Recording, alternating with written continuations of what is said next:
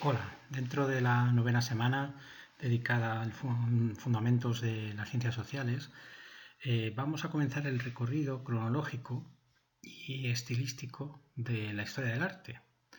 Evidentemente, este recorrido tiene que comenzar por el arte paleolítico, el arte neolítico y el arte de la edad de los metales, que es quizás el que en mayor medida ha tenido más dificultades para desentrañar un significado, un objetivo general y común a todas las distintas manifestaciones que vamos a intentar ver de forma sintetizada.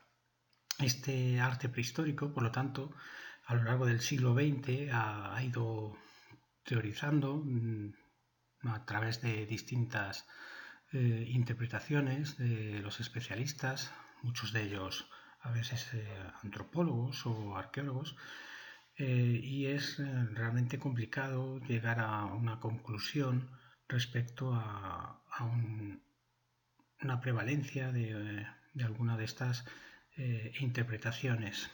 Eh, Respecto a la cuestión cronológica, el arte prehistórico se divide evidentemente en tres grandes etapas: el paleolítico, el neolítico y la edad de los metales. Y en esta primera diapositiva tenéis una de las ilustraciones de cada periodo que vamos a ir viendo con sus características para después abordar los principales elementos artísticos de cada una de ellas.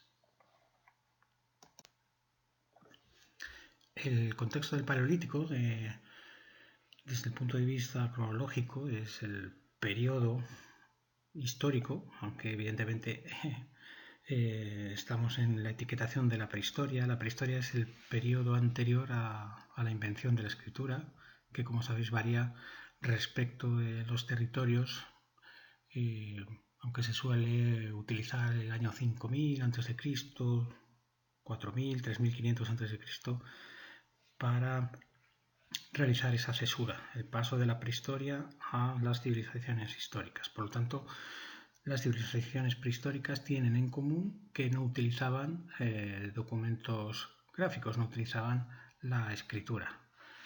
El paleolítico es la etapa más larga, que a su vez se divide en paleolítico inferior, paleolítico medio y el paleolítico superior, que es el que mejor conocemos.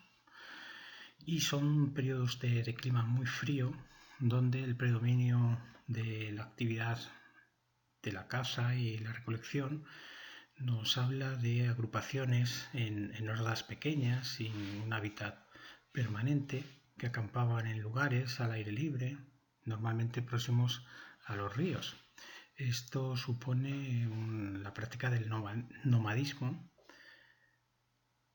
que nos refiere al traslado de un lugar a otro, principalmente en busca de alimento, y el refugio, la vivienda habitual, por decirlo de alguna forma, el hábitat se realizaba en cuevas.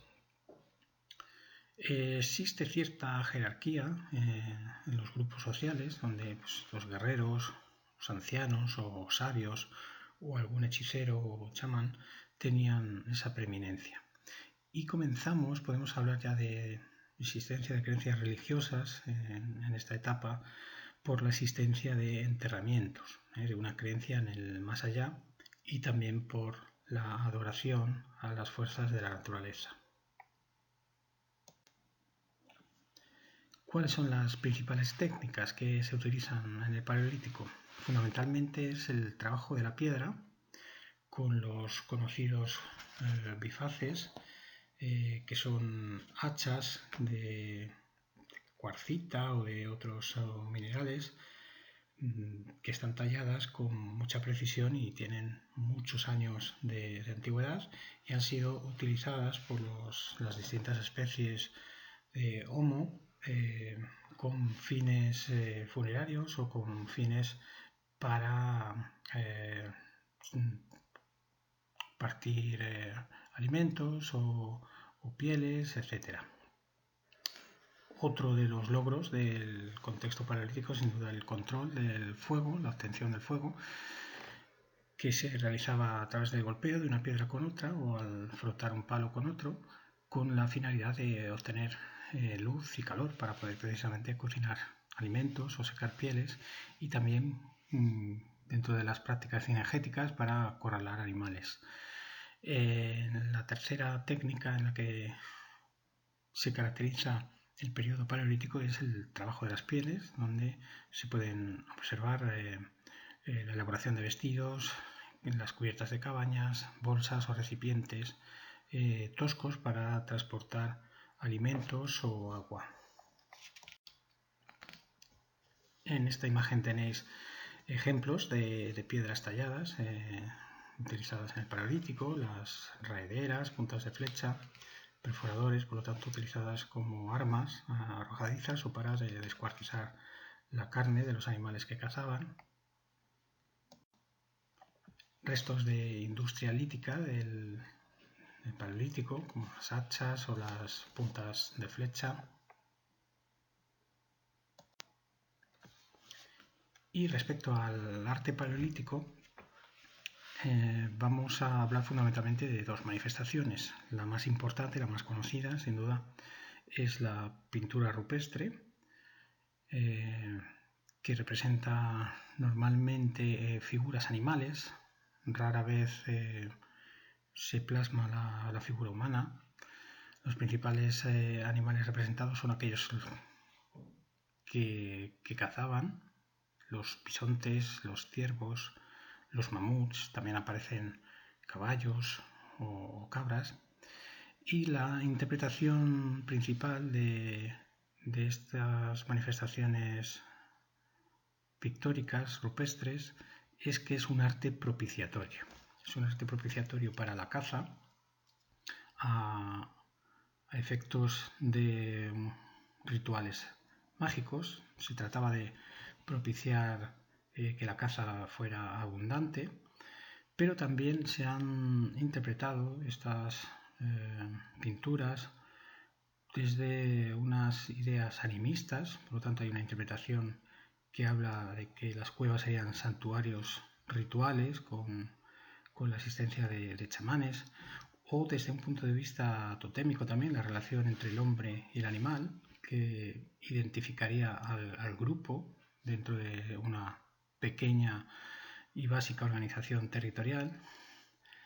Pero la teoría que más impacto tuvo en el siglo XX y quizás haya sido acogida por la comunidad científica con una interpretación más profunda es la llamada interpretación o teoría dualista de la naturaleza, enunciada por Leroi-Gourhan, que, basado en unas teorías estructuralistas, interpretó cada cueva como un todo unitario,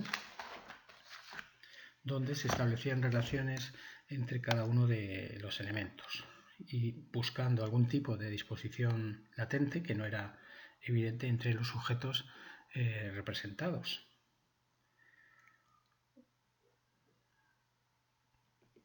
Los animales están representados en grupo o de forma individual. Son formalmente pinturas, figuras realistas, donde los principales colores utilizados son los rojos, los negros y los ocres.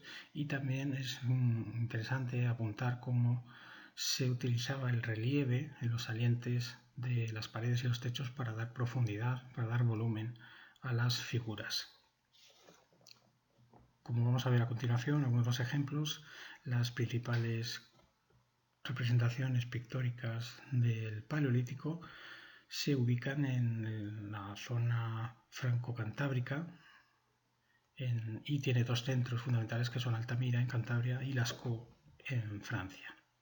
Respecto a las esculturas de Venus, se han utilizado distintos materiales como la piedra, el hueso o el marfil, y representan mujeres con formas exageradas y voluminosas que se han interpretado como un rito o un culto a la fecundidad y a la vida, a esa abundancia que comentábamos anteriormente. También se han hallado distintos bastones y piezas de hueso y hasta talladas. En esta figura tenemos el bisonte central de la cueva de Altamira, que es quizás la obra universal del arte paleolítico. Recordar que algunos teóricos han hablado de la cueva de Altamira como la capilla sixtina del arte paleolítico, elevándola a una categoría artística evidentemente de muchísimos quilates. Nos podemos preguntar por la intencionalidad que tuvieron los artistas del Paleolítico o los creadores, si no queremos atribuirles esta intencionalidad estética. Antes de que surgieran todas estas teorías que hemos comentado sobre el totemismo, el chamanismo, la magia propiciatoria o este dualismo simbólico de la naturaleza, simplemente se explicaba el arte paleolítico por la existencia de una intencionalidad de decoración, un componente estético, la llamada teoría del arte por el arte. Pero una vez que se han ido investigando y conociendo en profundidad y en detalle todas estas manifestaciones, evidentemente el componente estético, que como veíamos en el inicio de esta novena semana, al hablar de la disciplina de la historia del arte, es uno de los dos grandes ejes, el componente, el hecho estético.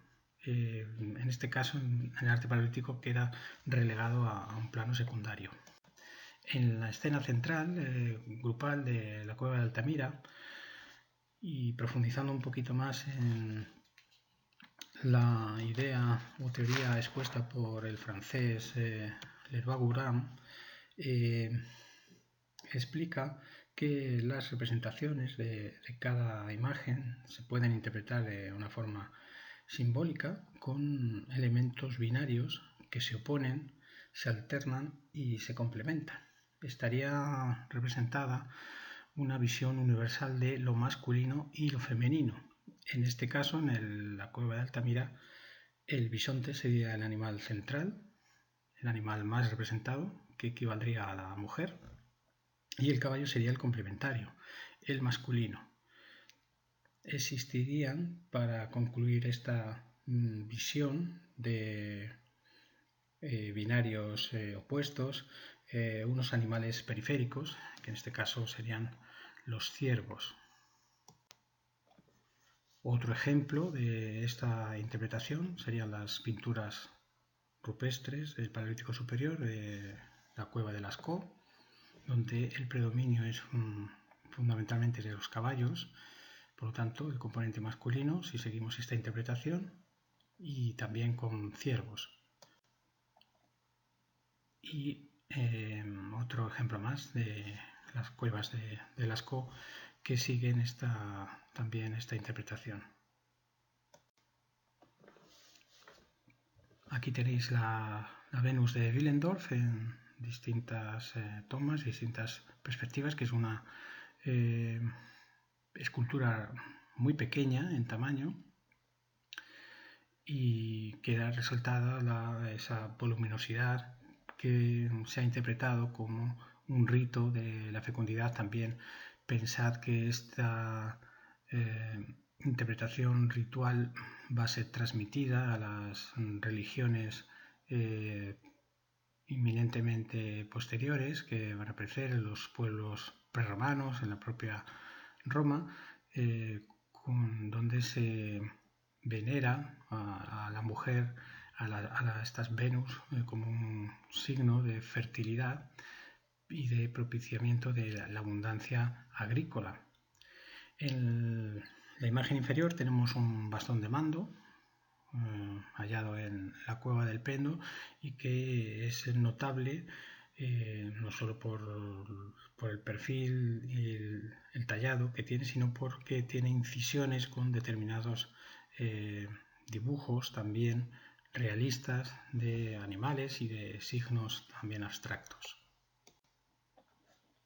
El segundo gran periodo de la prehistoria es el neolítico, que comienza hacia el año 10.000. Hay un cambio climático ostensible que propicia la gran revolución neolítica, que no es otra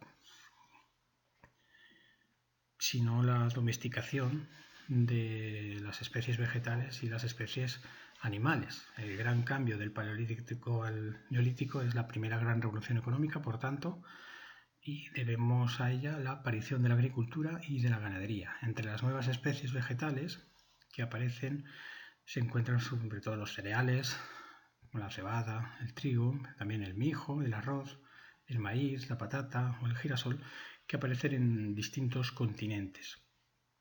Por tanto, esas actividades económicas fundamentales, y ya prácticamente hasta la revolución industrial, que será la segunda gran revolución económica, van a ser el principal sustento de la población durante muchos siglos. La agricultura, la ganadería y el comienzo de los intercambios a través del trueque. No se puede hablar, evidentemente, todavía de la actividad comercial. Inherente a esta gran transformación, a este cambio, se pasa del nomadismo al sedentarismo, donde aparecen los primeros poblados estables con viviendas circulares o rectangulares y paredes de barro. Se ha hablado con profusión del fenómeno urbano, pero evidentemente estamos hablando de espacios o poblaciones muy pequeñas, si las comparamos evidentemente con los núcleos urbanos contemporáneos. La sociedad comienza a jerarquizarse por tareas profesionales, por la dedicación económica de cada uno de los individuos.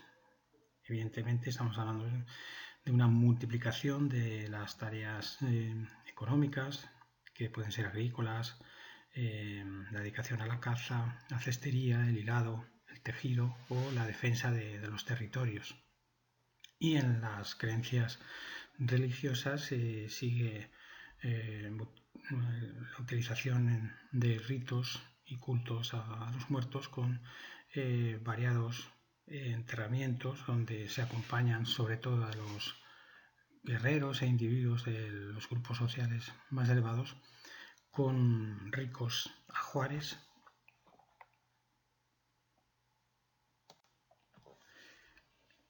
Entre las técnicas que sobresalen en el contexto del neolítico, el trabajo de la piedra aparece de una forma más perfeccionada. De hecho, hablamos de herramientas pulimentadas, no tan toscas como las del Paleolítico, para trabajar la tierra, como los arados, las hoces, las hachas, y son también muy significativos la utilización de molinos de mano.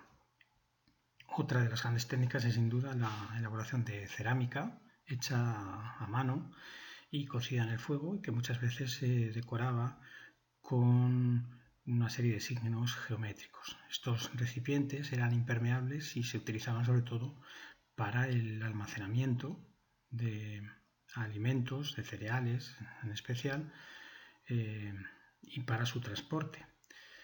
Y por último, otra de las técnicas que caracterizan precisamente el neolítico es el trabajo de los tejidos, la utilización del lino, del algodón, de la lana o del esparto. Se comprueban por los hallazgos en los yacimientos arqueológicos de numerosos usos y telares que ratifican como una de las grandes actividades económicas de este periodo. Aquí tenéis en la imagen distintas hachas y hoces para la labor agrícola, las distintas actividades anuales que se realizan desde el cultivo de los cereales, por ejemplo, hasta su recogida, o un molino de mano, como tenéis aquí. Aprovecho para recomendaros una visita que hubiéramos podido realizar a lo largo del curso, si las circunstancias lo hubieran permitido, al Museo Arqueológico Nacional, porque se observa muy bien en las tres primeras salas dedicadas al Paleolítico, al Neolítico y a la Edad de los Metales, todas estas cuestiones técnicas que os estamos indicando. Entonces los molinos de mano son uno de los grandes objetos que podéis admirar e interpretar en el Museo Arqueológico Nacional, y al cual pues el día de mañana podéis también enfocar a una visita didáctica con vuestros alumnos. Dentro del arte neolítico también vamos a hablar de la pintura rupestre, que se contrapone sobre todo desde el punto formal, no tanto del significado, pero sí desde la forma y el contenido respecto al arte rupestre paleolítico, porque las pinturas son mucho más esquemáticas, aparecen muchas líneas verticales y círculos, están más estilizadas las figuras humanas, y las escenas suelen ser grupales, con una función donde se representan escenas de caza, escenas de recolección o rituales mágicos. Se realizaban, a diferencia también del arte paleolítico, en abrigos rocosos pero poco profundos. Los del paleolítico sí que tenían un recorrido más profundo hasta llegar a las salas donde estaban los techos pintados, y existe cierta sensación de movimiento y se reflejan los animales de perfil, como vamos a ver ahora en algunos ejemplos. Y a diferencia también del arte paleolítico, encontramos representaciones monócromas, fundamentalmente con el predominio del rojo o el negro. Se les ha atribuido, como ya hemos comentado, para el arte paleolítico un significado fundamentalmente religioso o ritual, y las mejores representaciones se han encontrado en el levante de la península ibérica. También debemos comentar la existencia de vasijas de cerámica con dibujos geométricos y algunos ídolos de carácter funerario como representaciones artísticas también del Neolítico. Aquí tenemos una escena de caza que corresponde a la cueva de Valtorta, en la provincia de Castellón, donde se pueden observar las figuras humanas estilizadas y los animales cazados, la existencia de flechas y un uso monócromo, en este caso del rojo. Un segundo ejemplo, que es esta danza ritual en la Roca de los Moros, en la cueva de Cogul, en la provincia de Lleida.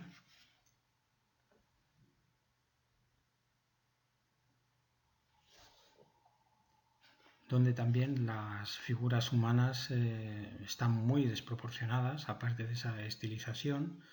El grado de realismo respecto al paleolítico es bastante inferior en ese sentido. Y entramos en la tercera etapa del arte prehistórico, que vamos a dedicar a la edad de los metales. La edad de los metales comienza a partir del 3500 y puede oscilar aquí la cronología dependiendo de los territorios, hasta el 800 a.C. La edad de los metales se divide a su vez en una primera etapa, el calcolítico, por el uso del cobre, una segunda etapa que es la edad del bronce y una tercera etapa, la edad del hierro.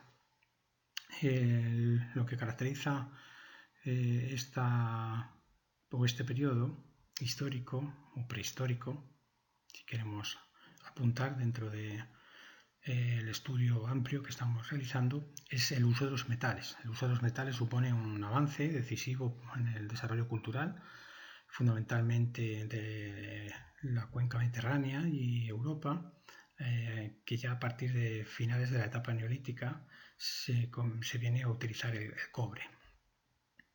En las actividades económicas principales, pues lógicamente van a seguir siendo las agrícolas y ganaderas, la pesca también, y el inicio de lo que podemos considerar como relaciones comerciales. Los poblados, siguiendo la estructura de viviendas circulares o rectangulares, van a estar amurallados, lo que nos hace ver la existencia de conflictos, normalmente por el territorio, y las paredes o muros de estas viviendas eran de madera o de barro y los techos se elaboraban con paja o ramas. La sociedad se vuelve cada vez más compleja y jerarquizada, y esta especialización deriva en la aparición de grupos sociales poderosos que van a ser los guerreros, los que se ocupen de los cargos o políticos, por decirlo de alguna forma, en la toma de decisiones. Los metales se van a convertir en el símbolo de riqueza de esta etapa, y las principales creencias religiosas pues, van a seguir esos rituales, esas ceremonias en las cuales se adoraba a las fuerzas de la naturaleza y a los animales. En las técnicas, que duda cabe que la principal va a ser el trabajo del metal.